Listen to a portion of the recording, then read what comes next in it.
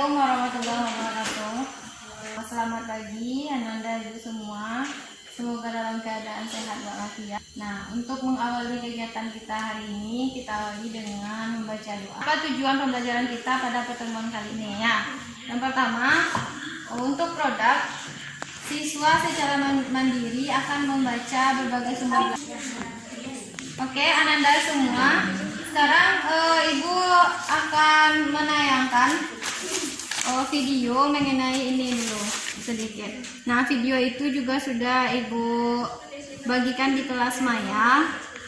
Itu video buat dengan animasi agar supaya Ananda bisa lebih menarik untuk melihatnya gitu ya. Videonya udah ada di kelas Maya. Tinggal nanti Ananda buka saja. Bentar ya. Coba Ananda perhatikan ada tampil videonya. Tampil ya. Kita akan membahas mengenai algoritma pemrograman.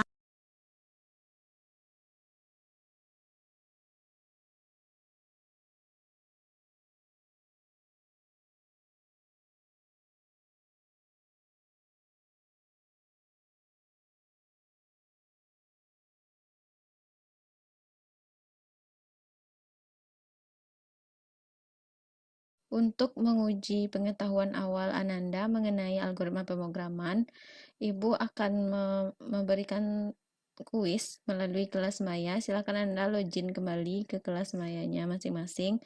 Kemudian buka bagian kuis, kerjakan kuisnya sebelum kita memulai pembelajaran hari ini yang membahas materi mengenai algoritma pemrograman, ya.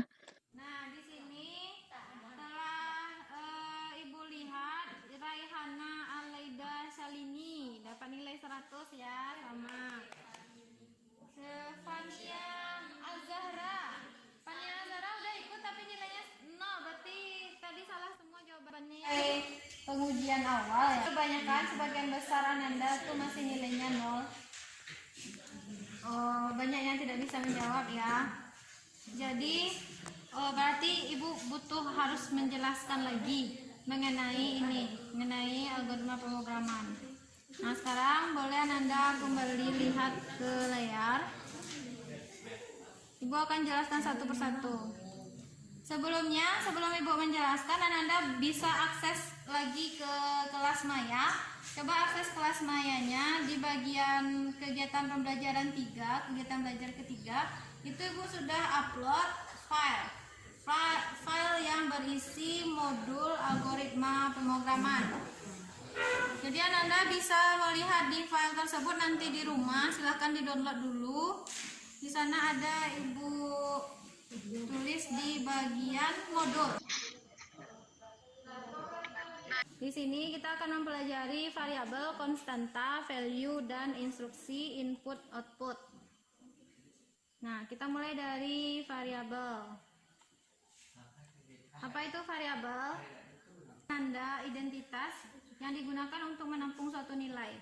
Jadi nanti pada pemrograman kita akan membuat sebuah program, misalnya program itu kita buat untuk menyelesaikan menghitung luas persegi panjang. Yang perlu kita simpan terlebih dahulu, misalnya untuk menghitung nilai luas persegi panjang, maka kita butuh mengetahui dulu panjang dan lebar. Berapa panjang, berapa lebar. Nah, di situ untuk menyimpan nilai panjang dan menyimpan nilai lebar, kemudian menyimpan nilai luas. Ketika kita akan menghitung, kita tinggal panggil panjang dikali lebar sama dengan luas, kayak gitu ya. Misalnya membuat variabel cetak, kita misalnya ingin memerintahkannya untuk menyimpan cetak, maka tidak boleh kita gunakan kata print. Sebenarnya kan sama artinya print dengan cetak, ya kan?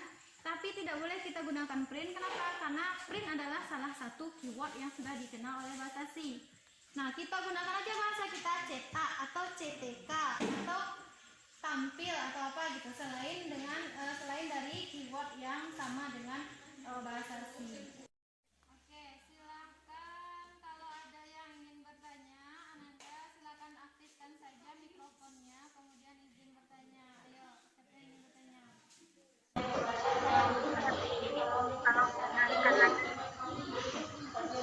Lagi ya, silakan Bang.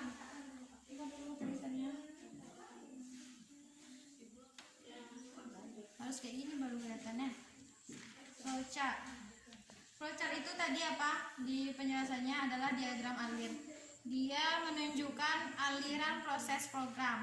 Jadi kita merancang flowchart itu untuk menentukan programnya mau mulai dari mana, kemudian selesai di mana, ya. N ya. Sudah kita akhiri dengan N, artinya flowchart kita sudah selesai. Nah, sudah mengerti kah tadi? Siapa yang bertanya? Akan mencobakan bagaimana membuat algoritma. Selanjutnya untuk tugas juga sudah Ibu sediakan linknya di kelas Maya kita. Di kelas Maya itu sudah ada link tugas. Nah, di situ Ananda bisa mengupload tugas. Flowchart dari sebuah program. Nah, ini tampilan tugas di LKPD untuk program perubahan nilai suhu Fahrenheit ke nilai Celcius. Langsung Ananda tampilkan segera. Ibu tunggu 5-10 menit. Kemudian tampilkan segera hasil kerjanya. Siapa tadi? Usra. Usra, silakan, mana videonya Usra? Ya, silakan Usra. Mana dia? Teruskan. Ada mulai ya. Ya, mulai. Oke, terima kasih Usra. Nah, Ibu berikan waktu 3 menit untuk Ananda mengupload file fotonya ke link tugas yang ada di kelas Maya. Choose filenya, kemudian masukkan file yang sudah difoto tadi. Hasil foto flowchart yang dibuat, klik, kemudian klik open. Nah, kalau sudah masuk filenya baru klik upload tugas. Tugasnya masih Ibu tunggu sampai habis hari ini karena tadi tenggat tugasnya Ibu tuliskan tanggal 2 Oktober 2020. Silakan Anda selesaikan. Jadi kalau sudah jam 23.59 lewat dari itu mungkin sudah tidak bisa upload tugas ya. Tugasnya cuma 1 lembar kok, disegerakan. Oke. Dari hasil belajar kita hari ini, kita tulis reviewnya di bagian diskusi. Di bagian forum diskusi, silakan Anda ketikkan di situ apa yang telah Anda peroleh melalui pembelajaran ini. Silahkan di bagian itu. Kemudian Ananda juga boleh review satu diskusi di forum diskusi. Silahkan Ananda tambahkan di sana apa yang ingin disampaikan. Kemudian apa kesimpulan dari kegiatan belajar kita hari ini. Secara lisan kita sudah bisa menyimpulkan bagaimana cara kita membuat flowchart tadi ya. Nah, belum sampai ke mengubah flowchartnya menjadi coding, belum menjadi coding. Jadi kita akan lanjutkan di minggu depan. Minggu depan pelajarannya kita akan mengurus coding mulai dari flowchart yang telah kita buat pada hari ini.